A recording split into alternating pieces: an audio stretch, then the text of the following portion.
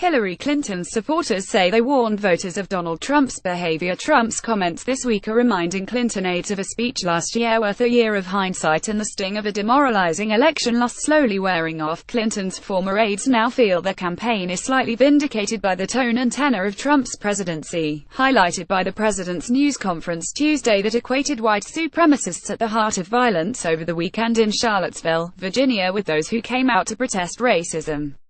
There was a deep internal debate within the Clinton campaign on whether the former Secretary of State should give a speech that directly challenged Trump's views on race, according to interviews with more than 10 former top Clinton aides, some of whom asked to speak anonymously because of their current roles in Democratic politics. As Trump contentiously defended the alt-right on Tuesday, though, these former aides were left feeling with one overriding sense: Hillary Clinton tried to warn us. "This is what I want to make clear today," Clinton said, flanked by American flags at Truckee Meadows Community College. A man with a long history of racial discrimination, who traffics in dark conspiracy theories drawn from the pages of supermarket tabloids and the far reaches of the internet, should never run our government or command our military. She added he says he wants to make America great again, but, more and more, it seems his real message is make America hate again. Nick Merrill, the Clinton campaign's traveling press secretary and her current spokesman, said the Reno speech was a push to speak at length during the summer about the perils of giving in to what Trump represented and what he was inciting. "We did it on all mediums, via all quarters of the campaign, from surrogates to candidates," Merrill said, reflecting on the feeling that his boss tried to warn people about Trump's past. "I think it is pretty unassailable that we were as clear as we could be on this topic." Trump's staggering, impromptu Tuesday news conference outraged Democrats and Republicans alike, but those who worked for years and eventually failed to stop Trump from winning the White House were particularly distressed, with some aides describing their stomachs turning as they watched the president blame both sides for the violence.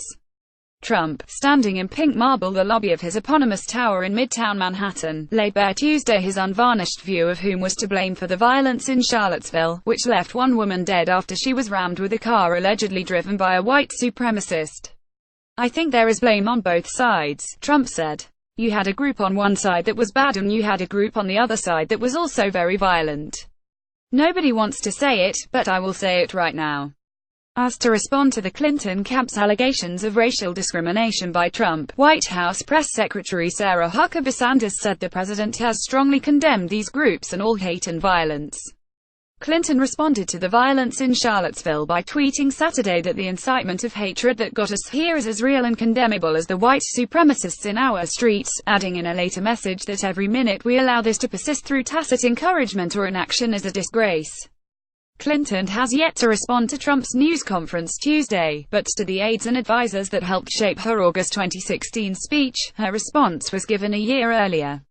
The decision for Clinton to deliver a speech on Trump's racial past was never a foregone conclusion inside the campaign.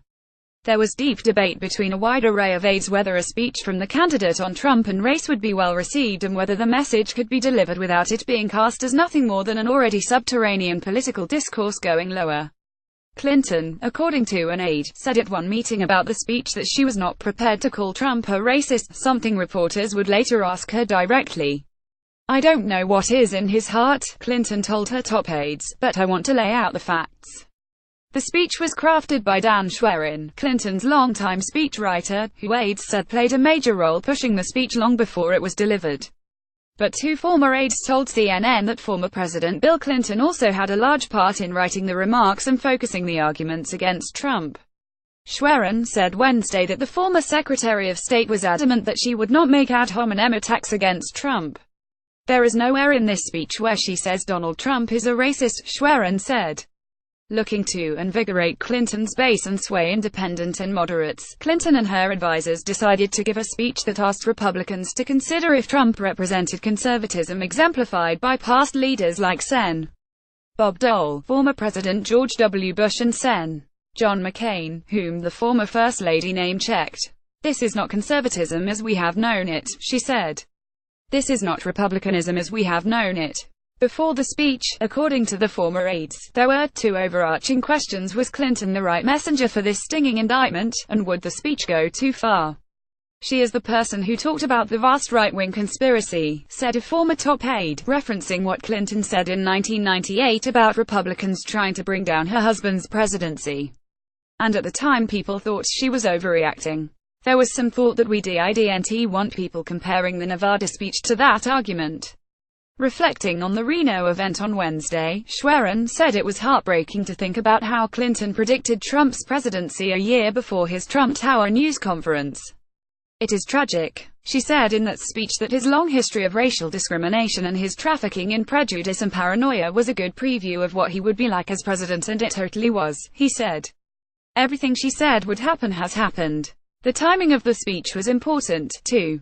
Days earlier, Trump had hired Steve Bannon, the controversial former head of Breitbart News, the CEO of his campaign. Bannon, a political operative with a street brawler's reputation who once touted his website's association with the alt-right, was a primary foil in Clinton's speech. August was also a unique month for Clinton, a time defined by a series of high-profile and well-received speeches, including the Reno remarks. But the overriding focus of the month was fundraising. Days before the speech, Clinton headlined a 3-day, fundraiser swing through California, hobnobbing with celebrities like Magic Johnson, Leonardo DiCaprio and Tobey Maguire. She also went to the Tony Hamptons region of New York, including an event with Jimmy Buffett, Sir Paul McCartney and John Bon Jovi at Buffett's Sag Harbor home. To break through the slog of fundraisers which were getting considerable attention from the media, the Clinton campaign was eager to get reporters to dig into Trump's questionable history with race. Campaign surrogates tried to raise the issue in television hits and conversations with reporters before the speech, but when the stories failed to get the attention the campaign believed it deserved, top campaign aides realized the words needed to come from Clinton herself. In hindsight, multiple aides said they would have rather had Clinton hit the road with this new anti-Trump message, not hit the fundraising trail. But, as one aide put it, I would have done a lot differently given the chance. Clinton, aides said, bought into the idea of an alt-right speech, energized by the idea of energizing her base and wooing moderate Republicans with the message. Another reason the speech went forward: the campaign had reams of opposition research, dug up by Clinton staffers in their Brooklyn, New York headquarters, that showed Trump, in the words of one former staffer, at minimum, had issues with African Americans.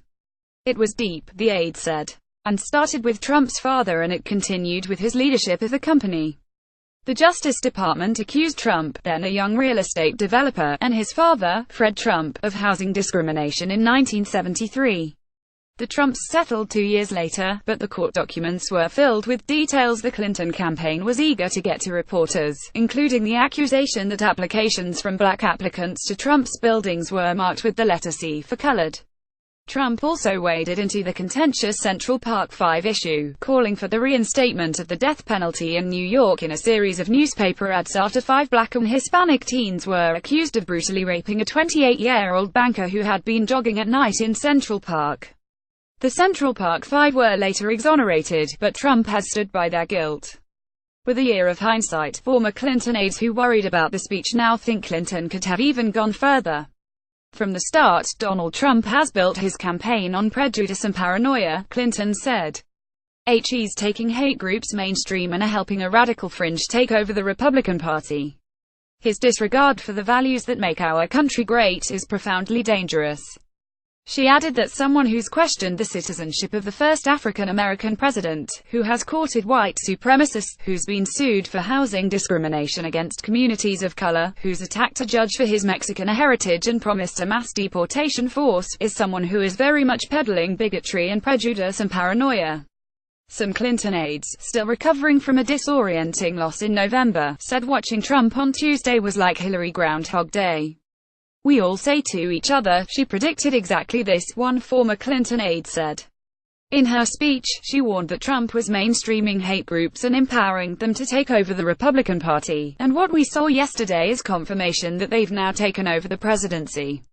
Another former aide said, yes, she called it, but added that it is not gratifying to say I told you so, since this is so serious.